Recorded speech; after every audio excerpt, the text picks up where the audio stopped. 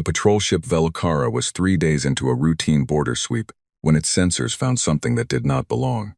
Senior scanner operator Rintoth stared at his display panel. He read the numbers twice. Then he read them a third time, because the first 2 readings had obviously been wrong. They were not wrong. "Commander," he said slowly, "I have a contact." Commander Baelvu of the Veth Dominion patrol cruiser Velkara looked up from his navigation reports. Baelvu was a broad-shouldered Veth with 3 pale eyes and a personality that leaned heavily toward boredom. Border patrols were boring. That was the entire point of them. The outer rim of Dominion space had not seen a real threat in over 200 years. "Classification," he asked. "That is," Rintoth paused. "That is the problem, Commander. I cannot classify it." Baelvu set down his reports and crossed to the scanner station. He looked at the display. He saw a vessel moving on a heading that cut through Dominion-claimed space. Its speed was within normal travel range. Its drive signature was unusual but not alarming. Its size, however, was something else entirely. "Run it again," Baelvu said. "I have run it 4 times. The vessel was large, not just large. It sat in the mass range of a Dominion heavy carrier, which was the kind of ship that required a fleet yard and 4 full years to construct. The Veth Dominion had 11 of them. They were the pride of the Imperial Navy. Every crew member aboard every one of those carriers had been hand-selected and trained for years. And whatever was out there matched that mass category. Alone, with no escort, no support ships, no fleet forming around it, no tender vessels. Nothing. A ship that size traveling alone through open space made absolutely no sense by any known doctrine. "Query the Galactic Registry," Baelvu said. Rintoth was already querying. The Galactic Registry was the largest vessel database in known space. Every ship, from a 1-crew courier shuttle to a Dominion fleet carrier, was required to register with it. Registration was not optional. The 5 major galactic powers enforced it together. So did all 11 of the mid-tier civilizations. The registry had records going back 600 years and contained entries for over 4 million registered vessels. The query returned in 3 seconds. "No match found." "Run it against physical description," Baelvu said. "Maybe the registry identifier is corrupted." Rintoth ran it against the physical description. He searched by mass class, by drive signature type, by hull geometry, by every measurable parameter the scanner could give him. No match found. "It doesn't exist," Rintoth said. He did not mean it literally. The ship was clearly there on the display, solid and real. What he meant was that according to the registry, the most complete catalog of space-faring vessels ever assembled, this ship had never been built, never been registered, and never been encountered by any known civilization in 6 centuries of recorded galactic history. Baelvu stood very still. Then he said, "Hail them." The communications officer sent a hail on every standard frequency: Dominion Standard, Galactic Trade Tongue, the languages of the other 4 major powers, the 11 mid-tier languages, the standard emergency band that even pre-contact civilizations sometimes accidentally picked up. Silence answered him for 40 seconds. Then a response came. It was in none of those languages. It was in something entirely new. Short, hard-edged words. Simple vowels and consonants arranged in patterns that the ship's translation matrix had never encountered. The system cycled through its full database, found no match, and flagged the audio file as unknown language, no match in registry. "Record everything," Baelvu said quietly. "Get me sector command, and get me intelligence right now." He watched the unknown ship on the display. It did not slow. It did not speed up. It continued on its heading the way something moves when it has already decided that the space around it is its own. Sector Command received Baelvu's report within the hour. It reached Admiral Sothvin's desk 40 minutes after that, flagged at Priority 1, which was a classification Sothvin had never seen used in 32 years of active service. He read the report carefully. Then he passed it to his chief intelligence analyst, a sharp and methodical Veth named Coordla, and told her to find answers before the day was out. Coordla took the scanner data, the language recording, the mass readings, and the hull geometry analysis, and she spent 6 hours pulling them apart against every database Dominion intelligence had access to. The hull geometry gave her the first thread to pull. It was not in the registry, but it matched a design philosophy she recognized. Flat and angular, extremely heavy plating layered over the forward sections, weapon ports that were set deep into the hull rather than mounted externally on pylons. It was a style of construction that said very plainly, "We expect to absorb damage and we intend to keep functioning anyway." That philosophy had a name. It was called Fortress Doctrine. It was old. The Veth themselves had used it 3 centuries ago, before their shield technology advanced to the point where heavy armor became less necessary. Most modern spacefaring civilizations had moved away from Fortress Doctrine. because modern shields were more effective per unit of energy than raw physical plating. But the ship's drive readings were wrong for Fortress Doctrine. Fortress Doctrine ships were slow. This ship was not slow. Then the language analysis came back, and Coordla went still. The xenolinguistics team had broken the audio into its base components and compared its structural patterns against a very old file in the archive. A pre-contact survey file. 61 years old. The language patterns were a match. The file described a pre-contact species assessed 6 decades ago, carbon-based, bipedal. Single-planet civilization centered on the third world of a yellow dwarf star system in the outer arm.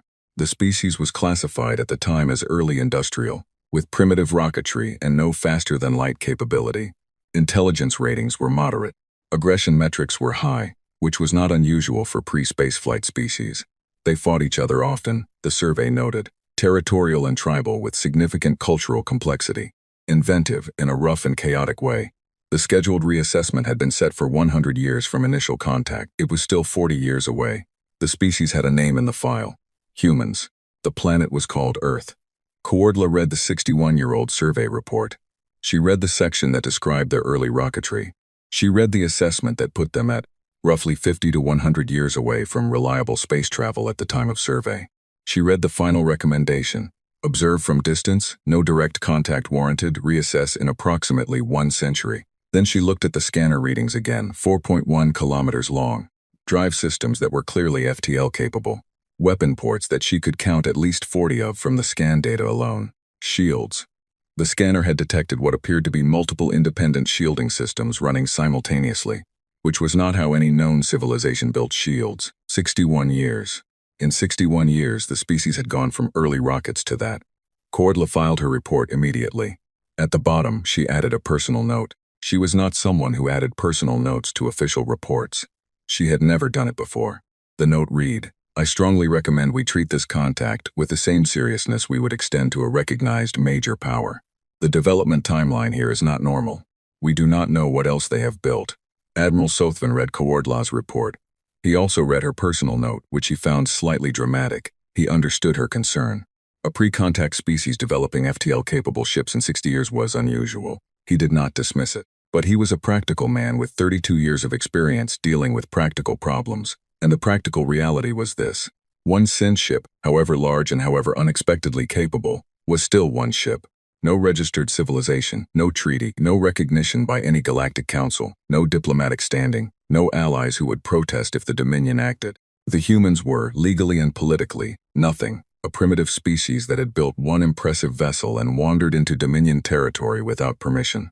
Sothvin looked at his available forces. He had 12 warships currently at Vel Sector Command, 3 heavy cruisers, 9 destroyers, all combat-rated, all crewed by trained Dominion Navy personnel. He assembled them into a formation he designated Battlegroup Velaketh and placed them under the command of Commodore Drethin, a veteran officer with 27 years of service and a record of 2 actual combat engagements, both of which he had handled cleanly.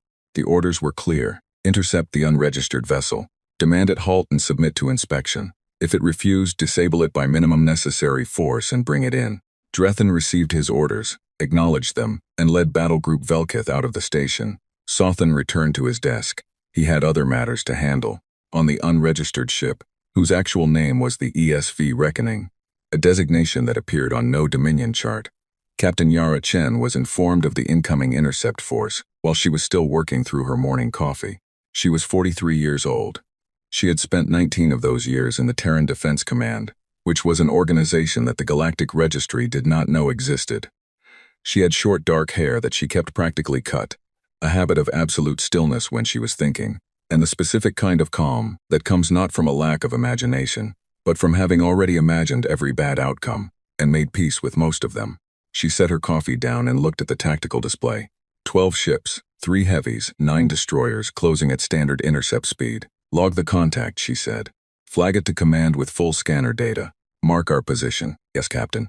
Lieutenant Kwame Asante, her tactical officer, was already working. Orders. Continue on course and heading. Asante looked at her. He had served with her for 4 years and he knew her well enough not to question her orders out loud very often. He did it now. We're holding course toward 12 warships. We are in open space. We have not fired on anyone. We have taken no hostile action. She picked up her coffee again. We will hear what they have to say when they choose to say it. Until then, we have a patrol to run. The Reckoning had been in this region for 6 days. It was mapping gravitational anomalies along the outer arm, a task that Command had decided was worth doing, and the fact that a local power claimed this region as its territory was a matter that Earth's diplomatic office was still discussing at a level far above Captain Chen's rank. What was not above her rank was her ship and her crew. She trusted both of them completely. She drank her coffee and watched the 12 ships approach. Commodore Drethan sent his first communication 40 minutes out. Standard intercept protocol. Identify yourself. State your registry number. Explain your presence in Dominion space. He sent it on all standard frequencies. The response came back in that unknown language first.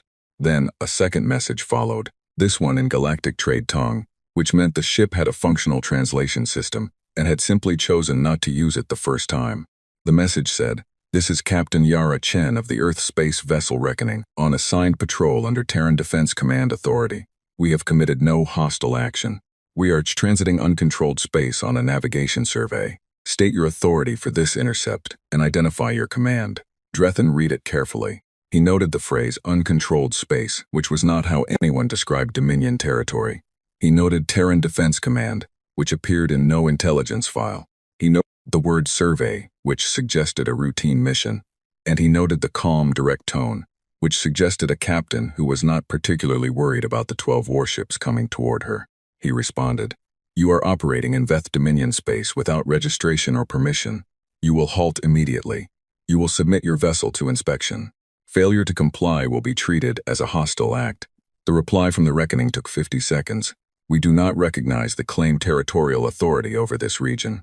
We have not consented to inspection by an unrecognized party. This is our final communication on this topic. If your vessels enter weapons range, we will respond appropriately. This is your only warning, Commodore." Drethan read it twice. He noted that she had called him Commodore, which meant she had read his IFF signal and identified his rank. He noted, "Final communication," which was the phrasing of someone who had made a decision and was done discussing it. He noted, "We will respond appropriately," which was the calmest threat he had ever received from any vessel facing a force 12 times its number. He looked at the Reckoning on the tactical display. It had not changed course. It had not changed speed. No weapon systems had powered to active status as far as his scanners could determine. No shields had visibly shifted configuration. It sat there on its heading, as solid and unhurried as a mountain. Drethan had 27 years of experience reading enemy commanders. He knew the difference between a bluff held by someone who was frightened and a position held by someone who was not. He knew the difference between aggressive posturing and genuine confidence. He looked at that ship on his display for a long moment. Then he pushed Battlegroup Velketh forward, because he had his orders, and because 12 warships did not stop for one, and because whatever she was still only one captain on one ship. He would know soon enough what kind of captain she was. What he did not know, what none of them knew, was that Yara Chen had already run the tactical numbers 4 times since the intercept force appeared on her display, and that every run had come out the same way, and that the reason she was calm was not that she was bluffing. She simply knew something Commodore Drethan did not. The Reckoning had not been built to run. Commodore Drethan was not a careless man. He had served in the Veth Dominion Navy for 27 years, and he had learned early that carelessness in space was a very quick way to stop serving in anything at all. He had fought in the Recton skirmish and the Outer Belt conflict. He had lost ships in both. He had won both. He knew how to read a tactical situation, and he knew how to control his own reactions when a situation was unclear. The situation was unclear. He sat in the command chair of his flagship, the heavy cruiser Veldorn, and he watched the Reckoning on his tactical display, and he thought very carefully about what he was seeing. The ship had not moved from its course. It had not powered weapons to active status. His scanner team had gone over it thoroughly during the approach and found weapon ports, yes, many of them. But they were not hot. They were not charged. The energy signature of the ship's power grid showed no surge toward combat systems. It looked, for all practical purposes, like a ship that was simply traveling and had no intention of doing anything else. Which was what made Drethan uncomfortable. Because a ship that saw 12 warships approaching and did nothing at all was either very stupid or very confident, and nothing about the construction of the Reckoning, just its builders were stupid. Commodore, his tactical officer, Subcommander Velta, spoke without looking up from her station. "We are entering the outer range of their listed weapon ports. Reduced to 1/4 approach speed, Drethan said. Formation tight, shields to full. The battle group slowed. 12 ships pulled in closer to each other, a standard formation for a confrontation. Shields on all 12 vessels powered to maximum output. The energy cost was significant. Drethan preferred significant energy costs to significant casualties. One more hail, he said. Final offer. The message went out. Unknown vessel, this is your last opportunity to comply. Halt immediately. Power down all weapon systems. Stand by for boarding. If you do not comply within 60 seconds, we will open fire. He watched the timer run. The reckoning did not halt. It did not power down. It also did not power up. It simply continued on its heading, slow and enormous, like something that had not hurt him. The 60 seconds expired. Drethan took a breath. All ships, target their engine section. Weapons free. Captain Chen heard the firing order come in from her signals officer exactly 0.3 seconds before her own sensors detected the weapon discharges from the Dominion formation. Shields, she said. That was all she said. The Reckoning Zeit shield grid came up at full power across all 4 layers simultaneously. The energy draw was enormous. It dropped the lights slightly in every non-essential corridor on the ship. But it came up fast, because the engineers who had designed it had built it to come up fast. Because the people who had approved the design had read enough military history to know that the gap between threat detected and first shot fired was often measured in fractions of a second. The first Dominion volley hit the outer shield layer. In the Dominion Navy, a heavy cruiser's primary weapons were plasma lances. Focused beams of superheated ionized gas that could burn through standard shielding in 3 to 4 sustained hits. Against a single-layer shield, a simultaneous barrage from 3 heavy cruisers would have disabled most vessels immediately. The Reckoning had 4 shield layers. The outer layer took the barrage. It held. The energy reading spiked hard, but the layer did not fail. The sensors registered the hits as significant impacts, distributed the load across the field, and reported back. Outer layer at 71% integrity. All inner layers nominal on the bridge. Nobody said anything dramatic. Lieutenant Asante called out the shield readings. The damage control officer, Chief Warrant Officer Priya Mehta, was already looking at the numbers. The helm officer adjusted nothing because there was nothing to adjust yet. Chen looked at the tactical display. 12 ships, 3 heavies at the center of the formation, 9 destroyers arranged around them in a covering pattern, there to handle any return fire from lighter weapons and to pursue if the target ran. They had set the formation up perfectly for a target that was going to run. Ahead 1/3, Chen said. Right into them. The helmsman, a young lieutenant named Torres who had been on his first deep space deployment when he joined the Reckoning's crew and was now on his 4th, took the ship forward without blinking. Toward the formation, not away from it. Primary rail drivers, Chen said. Target the lead heavy, drive section. Rail drivers charging, Asante said. Targeting the Veldorn drive section. Solutions locked. Fire. The sound of a rail driver firing was not a sound that anyone inside the Reckoning felt much. There was a low vibration through the deck that a person could feel in their boots, a slight tremor that ran from the bow to the stern. That was all. What happened on the other end was different. A 12-ton tungsten slug, accelerated to 11% of the speed of light, hit the Veldorn's engine section at a vector that the Dominion cruiser's shields had not been designed to handle. Dominion shields were very good against energy weapons. They were built to absorb plasma, deflect particle beams, and disperse laser light. They were the standard of the galactic mainstream technology that had been refined over 200 years and optimized against the weapons that most galactic civilizations used, because most galactic civilizations had developed similar weapons along similar lines. A 12-ton kinetic projectile at 11% light speed was not an energy weapon, it was mass, pure mass, moving very, very fast. The Veldorn's shields registered the incoming object as a physical mass rather than an energy discharge and attempted to adapt. They partially succeeded. The slug was slowed, but partially was doing a lot of work in that sentence. Because even slowed, a 12-ton object at that velocity carried energy that the shield mathematics simply could not fully account for. It hit the drive section. The Veldorn lurched hard to port. The entire rear quarter of the ship went dark as the drive core registered catastrophic damage and emergency systems shut it down automatically to prevent a secondary explosion. The ship spun slowly, venting drive plasma from 3 separate ruptures along its aft hull. Commodore Drethan had been thrown from his command chair. He got up from the deck, grabbed the armrest, pulled himself back upright and looked at his display. His ship's engines were gone.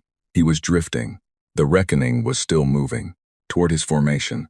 All ships open fire, he said. His voice was very steady, which he was quietly proud of. And concentrate on their forward shields. Continuous fire. Do not stop. The next 4 minutes were the longest 4 minutes of Drethen's life.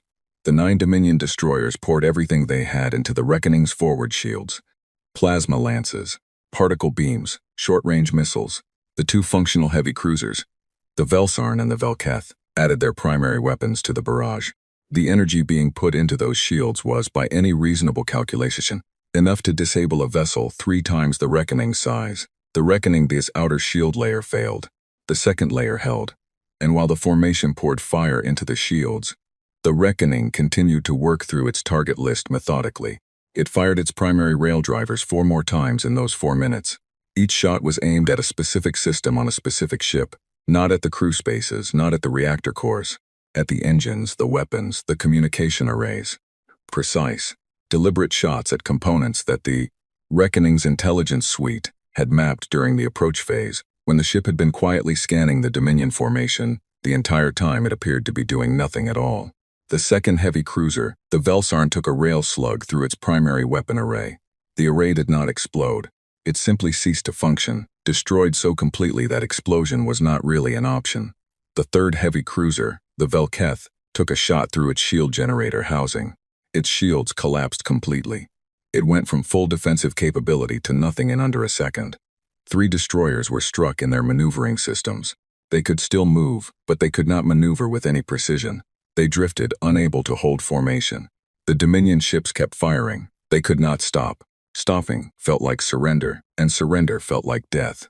They poured everything into the Reckoning's shields, and the Reckoning shields absorbed it, and the Reckoning kept moving. Second shield layer at 40%, Asante reported. His voice was professionally level. Third layer standing by. Good, Chen said. How many of theirs are still maneuvering? 6 destroyers functional. 2 heavies with degraded systems. Veldorn still disabled. Missile battery, Chen said.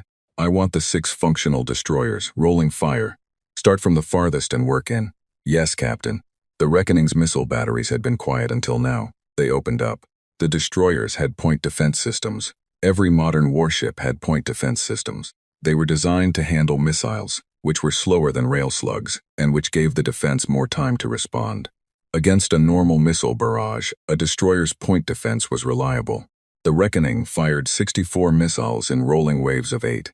The pattern was designed specifically to overwhelm point defense timing, waves spaced closely enough that destroying one wave left the defense tracking the next before it could reset. The firing pattern had been developed by Terran Defense Command engineers who had spent years studying and stress testing their own point defense systems in exactly this scenario. The first destroyer's point defense handled the first wave. It handled the second wave. It was still processing the third wave when the fourth wave hit its starboard engine pod. The destroyer went dark. On the Veldorn, drifting and powerless, Commodore Drethen watched his tactical display and tried to find an option that he had not already considered and discarded. There were none. He had begun this engagement with 12 ships. 6 minutes in, he had 1 heavy cruiser with no shields, 2 partially functional heavy cruisers, and 5 destroyers that could still maneuver. The Reckoning had lost 1 shield layer and had not slowed, had not changed course, and showed no sign of damage to any critical system. It was still firing. Another destroyer went dark as he watched. Point defense overwhelmed, engine pod destroyed, crew alive but ship dead in space. Drethen looked at his communications panel. He had 2 options. He could order the remaining ships to scatter, break formation, run in 6 different directions, force the Reckoning to choose targets, and hope that some of them survived. Or he could issue a general distress call to Sector Command and accept that this engagement was over. He looked at the Reckoning on the display. It was still coming toward them. It had not stopped to finish off the disabled ships. It was not wasting fire on ships that were already out of the fight. It was moving through his formation like it had a list, and it was working through the list in order. Whoever commanded that ship was not angry. They were not panicking. They were not trying to prove a point. They were simply completing a task. Drethen keyed his communications. All ships, this is Commodore Drethen. He paused. Break formation. Scatter and run. Do not attempt to reform. Get to the station and report. Then he keyed Sector Command. Veldorn to Sector Command. Priority emergency. Battle Group Velketh is combat ineffective. Engaging unknown vessel. Request immediate assistance. He gave their position. He gave the Reckoning's position. He sat back in his chair. The Reckoning watched his ship scatter on the display. It did not chase them, it let them go. It held its position in the middle of the wreckage of his battle group, enormous and undamaged in any meaningful way. And it sat there in space the same way it had sat before the battle began. Like it had all the time in the world. Like 12 warships had been a minor inconvenience. Drethan had been in the Dominion Navy for 27 years, and he had seen many things. He had never seen anything like this. He did not have the words for what he had just experienced. He sat in his powerless, drifting flagship, and he waited for rescue, and he thought about the captain of that ship, calm and unhurried, working through her target list with the patience of someone who had already known how it was going to end. The distress call went out. Sector Command would hear it in 7 hours. What came after that, Drethan could not predict. He knew one thing. He knew that whoever decided what came after that needed to know that this was not a single impressive ship piloted by a lucky captain. What he had just seen was doctrine. Practiced, refined, deliberate doctrine. Every firing solution, every target priority, every timing decision. It had been done before. Maybe not against Dominion ships, but done before, against something. He pulled up his personal log and began to record what he had witnessed, in as much detail as he could remember, while the details were still sharp, because Sector Command was going to need to understand what was out there. And he was going to make sure they did. The distress call from Battle Group Velketh reached Vel Sector Command Station at 0314 station time, when most of the senior staff were asleep. Admiral Sothvin was not the kind of man who slept heavily. He had spent too many years in the Navy for that. The alert pulled him awake at full clarity within seconds, and by the time his aide reached his quarters, he was already dressed. He read the initial distress message in the corridor on the way to the command center. Then he read it again. Battle Group Velketh is combat ineffective 12 ships, 3 heavy cruisers, 9 destroyers. Combat ineffective, those were the words Drethan had used. Not destroyed, not retreating, ineffective, which meant the battle was not still ongoing. The battle was over. It had been 6 hours since Drethan had deployed. Sothvin walked faster. The command center was fully staffed by the time he arrived. The night watch had already called in the day watch early. The main display showed the last known position of Battle Group Velketh and the unknown vessel. The position data was 7 hours old by the time it reached the station, because that was the light lag on the transmission from that distance.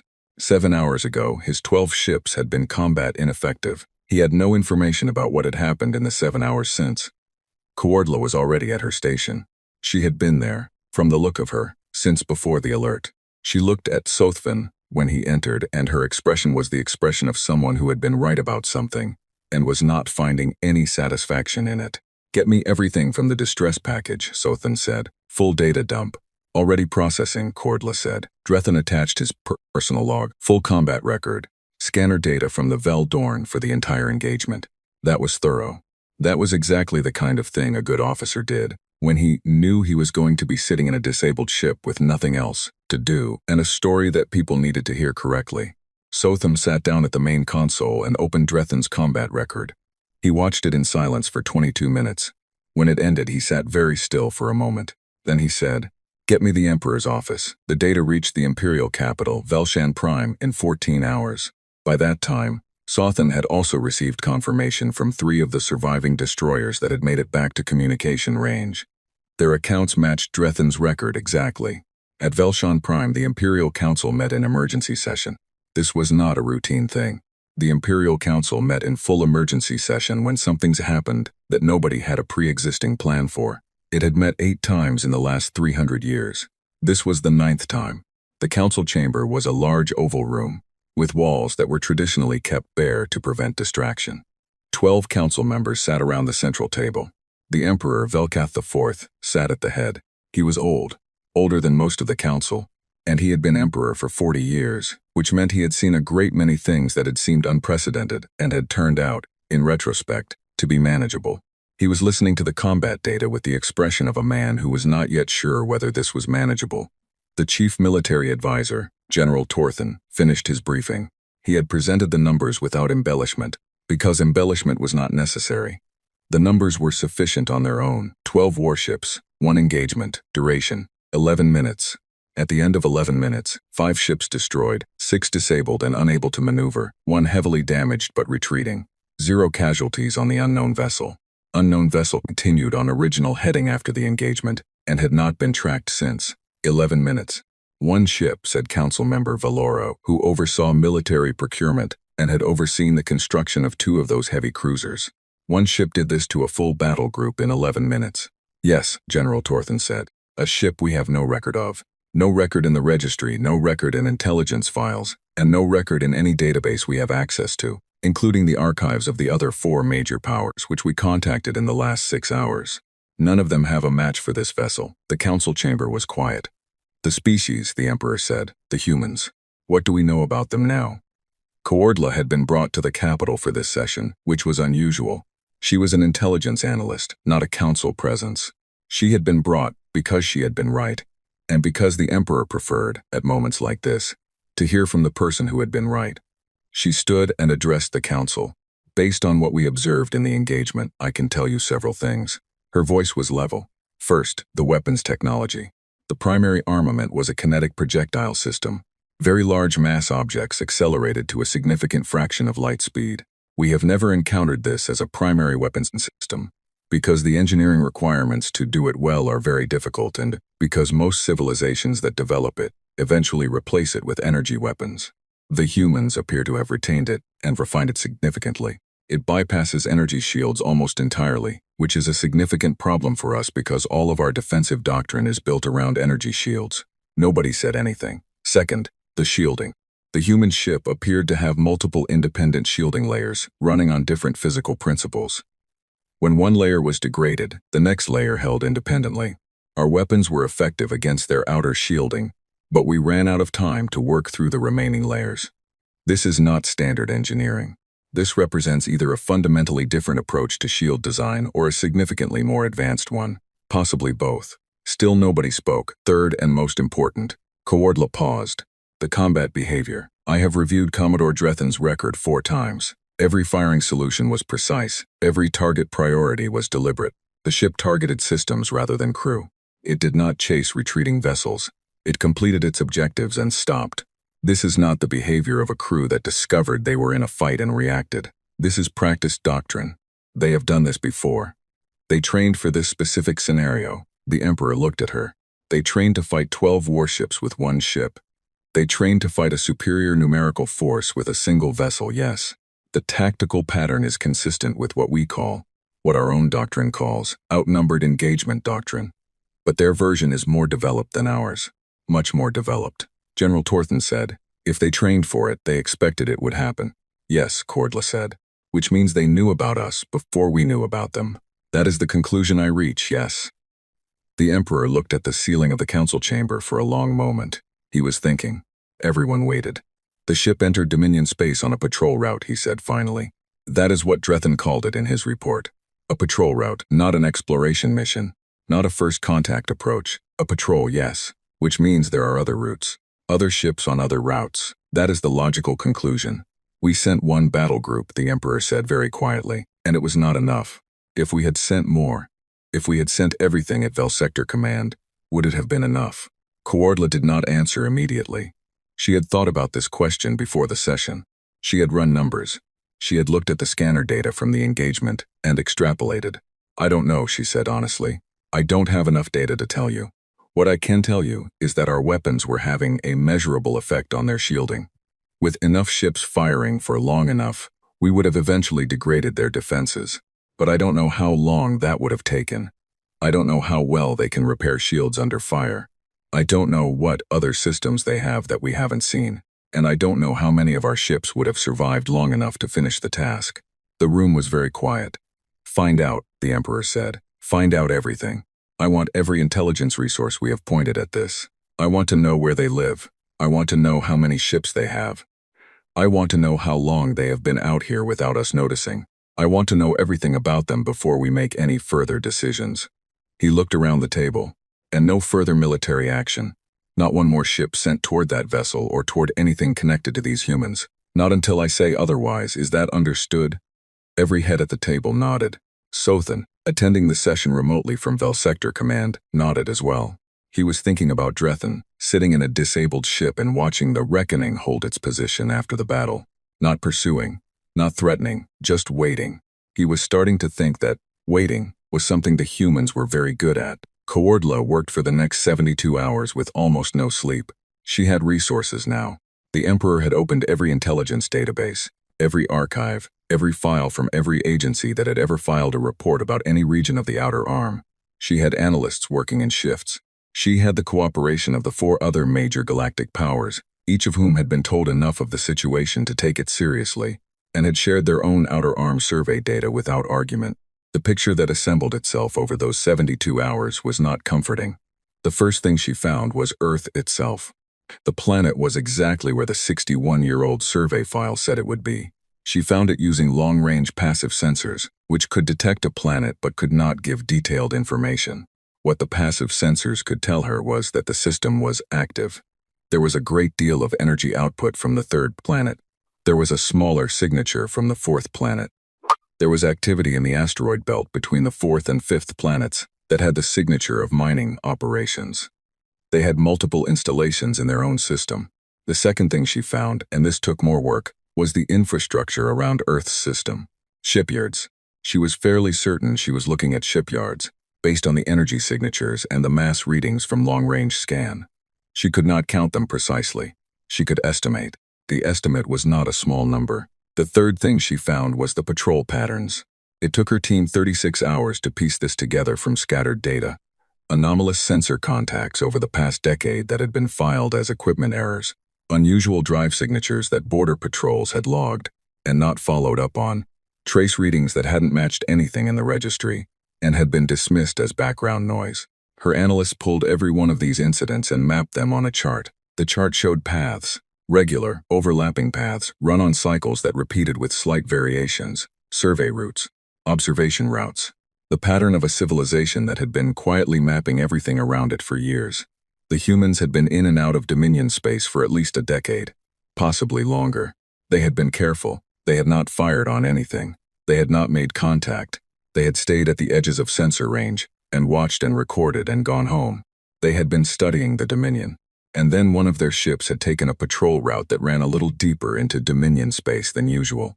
And Baal Vu had had better sensors than the previous patrols had accounted for, and the reckoning had been found. Coordla looked at her chart for a long time. The humans had seen them first. They had decided, for reasons she did not yet understand, not to announce themselves. They had watched and waited and built, and they had kept doing it for at least a decade, probably longer. They had built ships large enough to handle full battle groups alone. They had trained crews for exactly the kind of outnumbered engagement that Battle Group Veloketh had given them.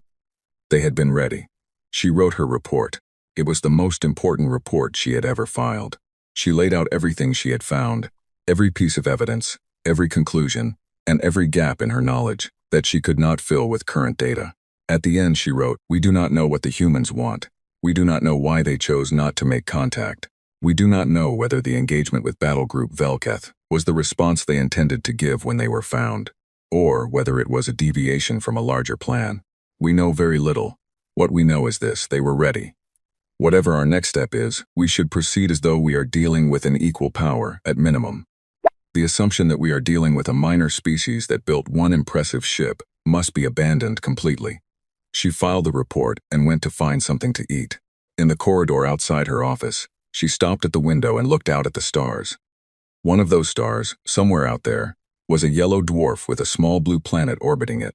A planet full of people who had looked at the galaxy 60 years ago and decided, apparently, that they were not ready to introduce themselves yet. She wondered what they had been waiting for. She wondered if they were still waiting, or if Battle Group Veloketh had ended that particular period of patience. She hoped, with a feeling she did not usually allow herself in professional contexts, that the humans were reasonable people. The alternative was a thing she did not want to think about too carefully. The Emperor read Coordla's second report in his private study, alone, at a time when the palace was quiet. He read it twice. Then he put it down on his desk and sat with it for a long time. He was 81 years old. He had been emperor for 40 years. Before that, he had been a military officer, and before that, a student of history. He had read about every major event in Dominion history, and quite a few events from the histories of other civilizations. He had seen wars start. He had seen them end. He had seen civilizations rise and collapse. He understood, in the deep way that only old men with long memories truly understand, how badly things could go wrong. He looked at the key numbers in Coordla's report. The humans had been operating in Dominion space, observed but undetected, for at minimum 10 years, probably longer. The patrol patterns showed sophistication that took years to develop. The shipyard signatures around their home system suggested a construction capacity that was, by Cordla's careful estimate, comparable to a mid-tier galactic civilization. Not a minor species, not a primitive culture with one impressive ship, a civilization with serious industrial capacity dedicated to building warships, and they had been doing it in silence. The Emperor thought about that. He thought about the choices that required a civilization capable of large-scale warship construction, sitting quietly for decade after decade, watching the galaxy, not announcing itself. That required discipline. That required a shared national will, or something like it. That required leadership that had looked at the galaxy and made a conscious decision. Not yet. We are not ready yet. What were they waiting until they were ready for? He called Cordla directly. It was late, but she had told her staff she was available at any hour for his office. She answered on the second signal. The psychological assessment, he said without preamble. You included a section on their historical character. Tell me more. Cordla had anticipated this question. She had a file open already. The survey records from 61 years ago were limited, but they gave us a starting point. The humans were, at the time of assessment, a highly fragmented species. Many separate nations, many separate governments, constant conflict between them. High aggression, high territorial instinct, but also high cooperation within groups. They were capable of very large-scale organized effort when they felt a sufficient threat or a sufficient shared goal. They unified, the Emperor said. Not entirely. From what we can reconstruct, they did not eliminate their internal divisions, but they appear to have reached some form of sufficient consensus around space development and, specifically, around the question of how to engage with potential external powers. The fact that they maintained a decade of operational silence across what must have been multiple governments and administrations suggests a level of strategic patience that we would not normally associate with high-aggression species. Their own history, the Emperor said. Their wars. Tell me about those. They have been at war with themselves in various forms, for as long as their recorded history exists. They have developed weapons and tactics and counter-tactics and counter-counter-tactics in continuous cycles for thousands of years. Their military history is extremely long and extremely detailed. By the time they reached early spaceflight, they had been refining the science of conflict longer than the Dominion has existed as a political entity. The Emperor was quiet. That is why the weapons are so good, he said. That is part of it, yes. The kinetic projectile system is not new physics. It is an old concept applied with engineering precision that comes from a very long time spent thinking very hard about how to defeat defensive systems. Their shield design, the layered independent system, shows similar thinking. They did not invent a better shield. They invented a system that fails gracefully. When one layer goes down, the battle does not change dramatically, because the next layer is already working. They thought about what happens when things go wrong, and they built for it. The Emperor picked up the report again. He looked at the shipyard estimate. How many ships do we think they have? The honest answer is that we don't know. The shipyard signatures tell us capacity. They don't tell us how long those yards have been running at what production rate. The Reckoning appears to be a large vessel. We estimate it as being in their heavier categories based on its mass. If they have been producing ships for the past 20 years at a rate consistent with the yard signatures, the number could be. She paused. Significant. How significant? Hundreds of ships at the Reckoning's class, likely more smaller vessels. We're estimating based on very limited data, and I want to be clear that the margins of error on these numbers are very wide. But the lower end of our estimate is still a fleet that would challenge the full Dominion Navy in open engagement. The Emperor put the report down again. And the upper end? Cordla was quiet for a moment. The upper end is a fleet that does not challenge the full Dominion Navy, she said carefully, because it exceeds it. The 4 other major galactic powers received carefully worded briefings within the week. The Dominion did not share everything. Cordla's full report was kept at the highest classification, but they shared enough. A new spacefaring species, advanced military technology, an engagement in the Outer Rim. The responses were instructive. The Keth Collective, who controlled a large block of territory in the Eastern Arm, sent a reply within 6 hours. They wanted to know everything immediately and offered to share their own Outer Arm sensor data in exchange. The fact that they had Outer Arm sensor data they had not previously shared was itself interesting. The Preth Alliance sent a reply that was polite and vague. They said they would investigate. They said nothing else for 3 days and sent a second message, saying they had found minor anomalous contacts in their own border regions over the past several years that they had attributed to equipment error. They were now reconsidering that attribution. The Solani theocracy sent a religious delegation and asked whether the humans had been assessed for spiritual compatibility with the Solani faith. This was less immediately useful. The Drenk Federation, the smallest of the 5 major powers, sent a very short message. It said, "We have been tracking this species for 4 years. We did not report it because we assumed everyone else was also tracking them and had reached the same conclusion we reached. Have you not been tracking them?" Coordla read the Drenk message and felt a specific kind of annoyance. What conclusion? She demanded of the Drenk liaison in the next communication. The conclusion that they were preparing for contact on their own terms and had not chosen to initiate yet, and that interfering with that process before they were ready was inadvisable, the Drenk liaison said. He was a calm, compact individual with large eyes and a manner of speaking that made everything sound slightly obvious. We assessed that forcing contact prematurely would produce a worse outcome than waiting for them to approach us voluntarily. We assumed this was the consensus position of the major powers. There was no consensus position, Coordla said. Ah, said the Drenk liaison. That explains the battle group. Coordla closed the channel before she said something that would create a diplomatic incident.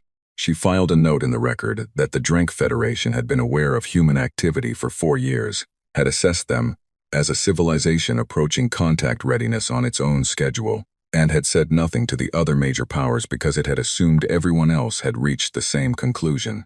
She filed a second note recommending that in future, "I assumed everyone already knew," was not an acceptable standard for intelligence sharing between major galactic powers. On Earth, the news of the engagement traveled fast. Not on any public channel, not at first. The Terran Defense Command knew before anyone else, because the Reckoning had reported in real time, and TDC had been tracking the situation from the moment the Dominion patrol ship found them. Captain Chen's after-action report was thorough. She had logged every firing solution, every shield reading, every tactical decision, and the reasoning behind each one. She had noted the Dominion ship's weapon systems, assessed their effectiveness against Reckoning defensive layers, and provided a calibrated estimate of what a larger Dominion force could have accomplished with more time. Her final assessment in the report was brief. It said, "The engagement was necessary, survivable, and within expected parameters. The Dominion now knows we are here and knows we are capable. The period of observation is over. Recommend immediate escalation to diplomatic track and full defensive posture across all patrol routes." She had appended one personal note. "For the record, I gave them a warning." They had time to stand down. The Terran Defense Council met in emergency session 8 hours after the Reckoning's report arrived. They met in a hardened facility under a city that most people on Earth thought housed a regional government office. Because most of the people who needed to not know about TDC did not know about TDC. The council consisted of 12 members drawn from the world's major governments, military commands, and scientific agencies. They had been meeting in various forms for 28 years. They had overseen the construction of the fleet. They had set the patrol routes. They had written the doctrine that Captain Chen had applied in her engagement. They had also, 28 years ago, made the decision not to announce humanity's presence to the galactic community yet. That decision had been made because 28 years ago, they had read the galactic community's history and concluded that walking up to a galactic empire without a credible deterrent was a good way to become a subject people rather than an independent one. They had seen what the Dominion had done to 3 other species in this historical record. They had seen what the Keth Collective had done to 2 others. They had decided that the right time to introduce humanity to the galaxy was when humanity had something to back itself up with. They had spent 28 years building that something. The council chair, a woman named Director Yemi Okafor, looked around the table. "The situation is clear," she said. "The Dominion knows we exist. They will be investigating. The observation period is over whether we want it to be or not." She paused. "The question before this council is, what do we do next?" "We go to them," said the military representative, Admiral J1 Park. He said it without hesitation, because he had thought about this moment for 16 years, since he joined the council, and he had always believed the answer was the same. "We go to them first, on our terms. We set the conditions of first contact, not them. And if they respond militarily," asked the science representative, "then we respond in kind," Admiral Park said. "But they won't. Not after the Reckoning." They're smart enough to know what that engagement means. What does it mean? Asked the youngest member of the council, a diplomat named Elias Bergman, who had joined 2 years ago and was still occasionally surprised by the things he found himself discussing. Admiral Park looked at him. It means they sent 12 ships and got 11 of them wrecked in 11 minutes by one of ours. Whatever they thought we were before that, they know now that we're not going to fold. They're going to want to talk. He leaned forward. Everyone who's ever been surprised by us has wanted to talk after the first fight. It's consistent. Across every conflict in human history. You show someone you can hit back and they start looking for the table. Director Okafor nodded slowly. We prepare a diplomatic mission. Full credentials. We approach the Dominion capital. She looked at Bergman. You've been reading their political structure for 2 years. You know their protocols. You're leading the delegation. Bergman looked at her. I'm 34 years old. You're 34 years old and you're the best prepared diplomat we have for this specific task. She almost smiled. Also, they're going to expect us to send someone young. It'll unsettle them. Use that. Bergman thought about it for a moment. He thought about the Reckoning and its captain, who had given one warning and meant it. He thought about 12 warships in a cloud of wreckage. He thought about a galactic empire that had looked at his species 61 years ago and written them off as primitive. All right, he said, but I want it on record that this was your idea. It always was, Director Okafor said. She looked at the rest of the table. We move quickly. We're not waiting for them to bring the conversation to us. We're going to them, and we're going professionally, and we're going with our full credentials, and we are going to make it very clear who they are dealing with. She paused. It is time, she said, to introduce ourselves properly. The human diplomatic vessel arrived at Velshan Prime 18 days after the engagement. It came alone, which the Dominion tracking stations noted with some relief, and it came on a direct heading toward the capital, which it transmitted openly on all frequencies along with its identity, its origin, its crew manifest, and the diplomatic credentials of the mission leader. It did not attempt to surprise anyone. It did not arrive unannounced. It sent a message 3 days out requesting permission to enter Dominion space under diplomatic protocol. And it waited for the response before crossing the border. The response came from Admiral Sothan personally. He had asked the Emperor for the authority to manage the initial approach, and the Emperor had given it. The message was simple: permission granted. An escort would be provided. Please hold current position until the escort arrives. The human vessel held position for 9 hours without complaint while the escort assembled. 3 Dominion diplomatic cruisers, which were not warships but were large enough to make a statement. The humans did not comment on the 9-hour wait. They did not complain. They sent a brief acknowledgement and waited. Sothven watched the waiting on the display and thought that he was already learning something. The human's vessel was smaller than the Reckoning, much smaller. It was built in a completely different style. Clean lines, less visible armor, no obvious weapon ports. It looked like what it was, a ship designed to carry people to meetings, not to fight. But even so, it was clearly built by the same minds. The hull geometry had the same underlying philosophy, and the sensor readings showed the same approach to systems design, compact and capable, nothing wasted. They had different ships for different purposes. That was itself a statement. Elias Bergman stood at the viewport of the diplomatic vessel, Concordia, and watched Velshan Prime get larger as they made their approach under escort. It was a large planet, dense with city light on the night side and broad with color on the day side. Older than Earth, geologically speaking, with smaller oceans and larger plains. The kind of world that had been inhabited long enough to show it. He had studied this planet for 2 years. He had read everything the observation teams had recorded. He knew the capital city by sight, knew the palace complex from aerial scans taken by surveillance satellites that the Dominion did not know existed. He knew the Emperor's name and his history and his reputation. He was still nervous. He was 34 years old, and he was about to walk into the throne room of the most powerful political entity in this part of the galaxy, and tell them how things were going to work. He had spent 2 weeks on the ship preparing. He had rehearsed every possible version of this conversation with the 3 advisors on his team. He had read every piece of galactic diplomatic history he could find. He was still nervous. You look nervous, said Senior Advisor Dr. Amara Diallo, appearing at his shoulder. I am nervous, Bergman said. I'm nervous in a healthy and appropriate way that will not affect my performance. Good, she said. That's the right kind of nervous. She looked at the planet. You know what they expect. He knew. They expected either aggression or submission. Those were the two modes a newly encountered species usually operated in at first contact. Aggression was met with force. Submission was met with terms. Neither of those produced the outcome humanity needed. They're going to get neither, he said. No, Dr. Diallo agreed. They're going to get you. The meeting was held in a formal reception chamber that was clearly designed to be impressive. High ceilings, elaborate materials. The kind of room that said, without words, that the power sitting across from you was very old and very sure of itself. Bergman walked in and looked at it and thought it was a very nice room. He sat down at the table across from Admiral Sothvin, who was representing the Emperor for the initial session, and the Dominion's chief diplomatic officer, a tall and careful individual named Velzon, who had clearly done his own preparation. There were advisors on both sides. There was a team of translators. Though the human delegation had their own translation system, and both sides had agreed to run both simultaneously as a cross-check. Velzan opened. He expressed the Dominion's interest in establishing formal communication. He expressed regret that the initial contact had occurred in an unplanned manner. He expressed a desire to understand the full scope of the situation before any formal positions were taken. He said nothing about the battle group. Bergman noted that carefully. He let Velzan finish, and then he spoke. Thank you, he said. I appreciate the welcome, and I want to be straightforward with you about why I'm here and what I'd like to accomplish. He paused, not for effect, but because he was choosing his words exactly. The Terran Defense Command has been monitoring this region for approximately 30 years.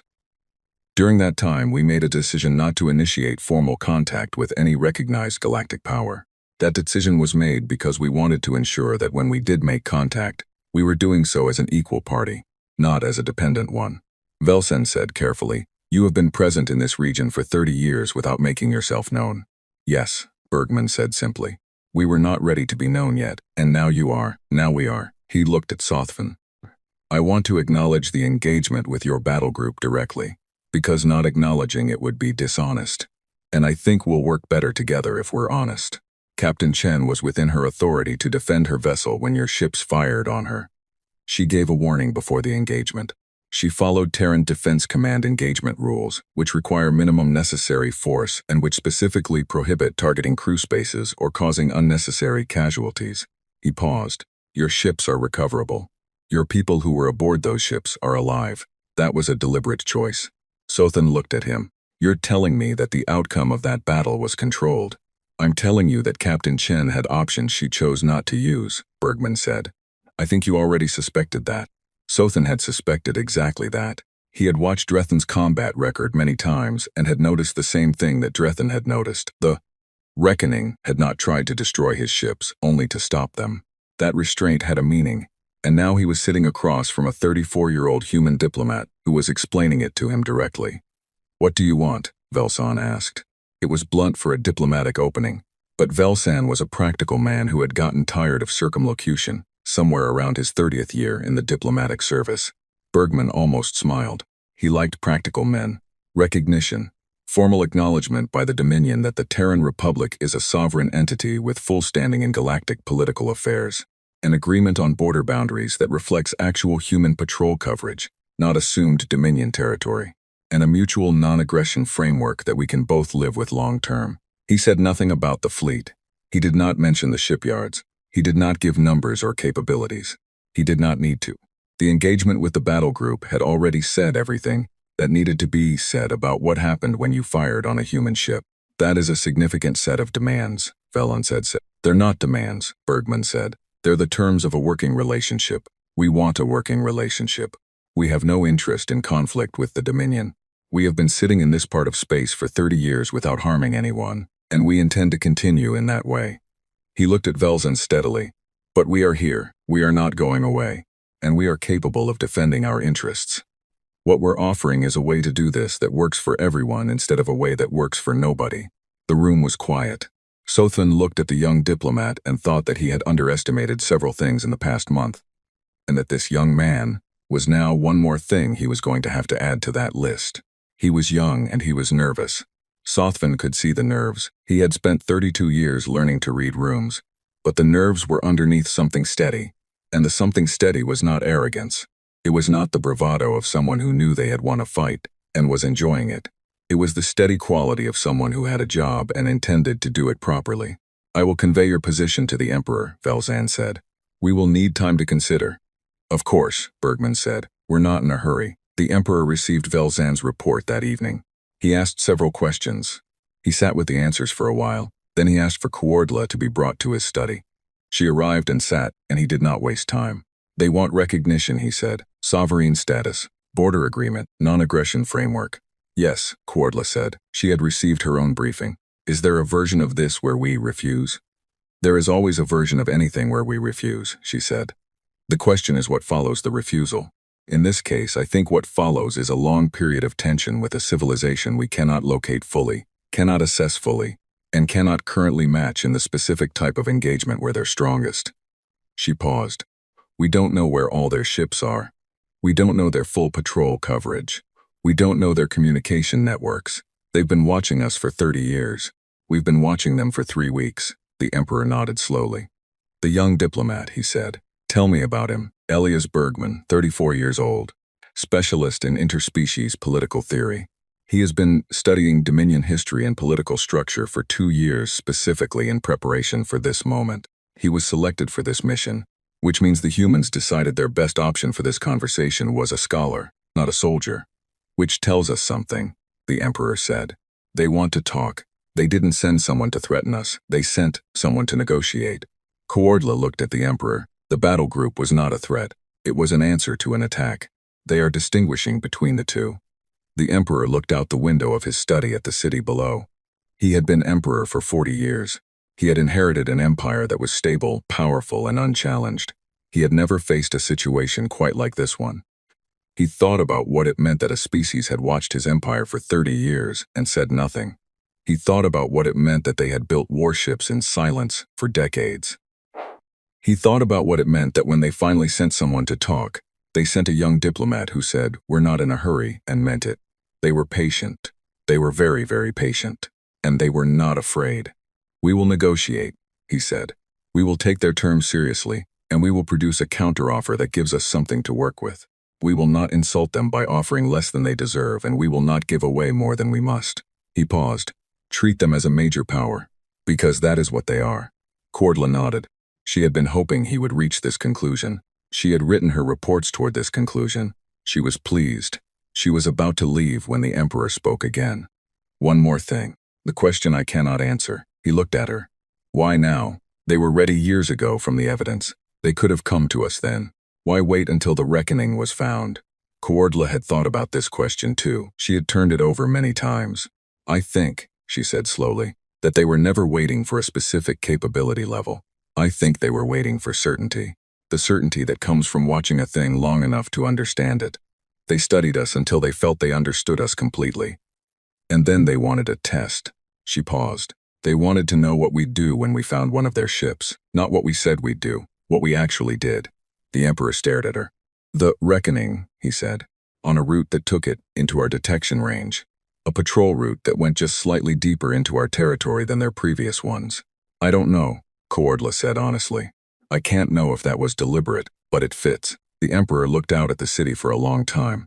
"They let us find them," he said, "because they wanted to see what we'd do. And we sent 12 warships, and now they know." The room was very quiet. The negotiations took 11 days. There were points of difficulty. The border question was complicated, because the Dominion's claimed territory overlapped significantly with areas the humans had been quietly surveying, and, in some cases, using. The non-aggression framework required careful language around what constituted an act of aggression and what constituted legitimate patrol activity.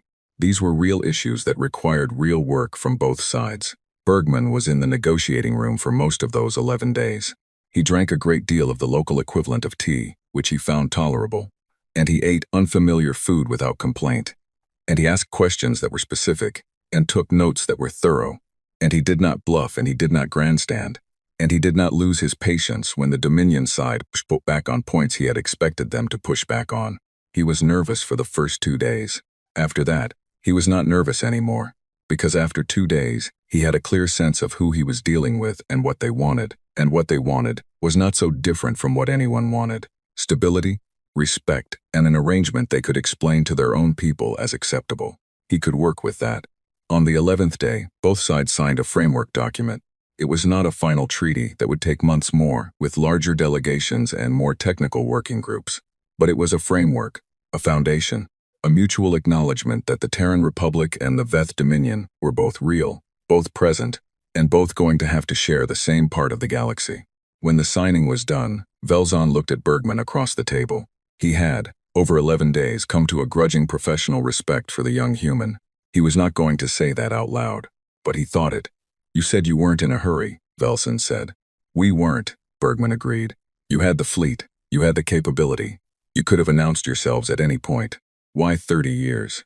Bergman looked at him. "Because walking into a room and announcing yourself works better when people already know what you're capable of. And because knowing what you're capable of requires watching you for a while."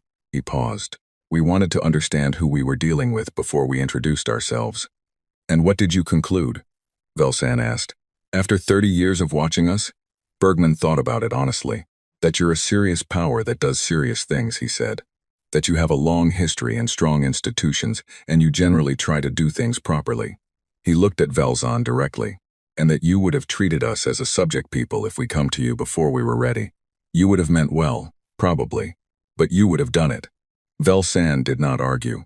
He was a diplomatic officer of 30 years' experience, and he knew his empire's history. "And now," he said. "Now we're ready," Bergman said simply. "And so you won't." On the ESV reckoning, 3 weeks after the engagement, Captain Yara Chen received the first summary briefing from the diplomatic mission. She read it in her cabin with a cup of coffee, and the quiet of a ship that was back on patrol, a different route this time, better mapped, properly documented in the new framework. She read about the framework agreement. She read about the 11 days. She read about the young diplomat and the Dominion Emperor and the negotiations. She put the briefing down and drank her coffee. Her communications officer knocked and came in. "Captain, message from TDC." She took it right. It was a commendation for the engagement, formally entered into record. Appropriate conduct under fire, minimum necessary force, restraint consistent with doctrine. She filed it. Then she pulled up her after-action report, the one she had written 3 weeks ago, and read the last line she had written. "For the record, I gave them a warning. They had time to stand down." She read it once. Then she closed the file and went back to her patrol. The reckoning moved through space that was, for the first time in human history, mapped and recognized and officially the territory of a sovereign people. A people that had spent 30 years being patient. A people that had spent those same years building ships and training crews, and studying the galaxy, until they understood it well enough to enter it on their own terms. The stars were the same as they had always been. The humans were at last among them, and the galaxy, for its part, was learning something important. The quiet ones were worth paying attention to. The ones who took their time and said nothing for 30 years, and then showed up with a framework agreement and a diplomatic team, and a fleet that nobody had seen coming. Those ones you treated with respect from the very beginning. Because by the time they introduced themselves, they had already decided exactly who they were. And they were not asking for anyone's permission to be it.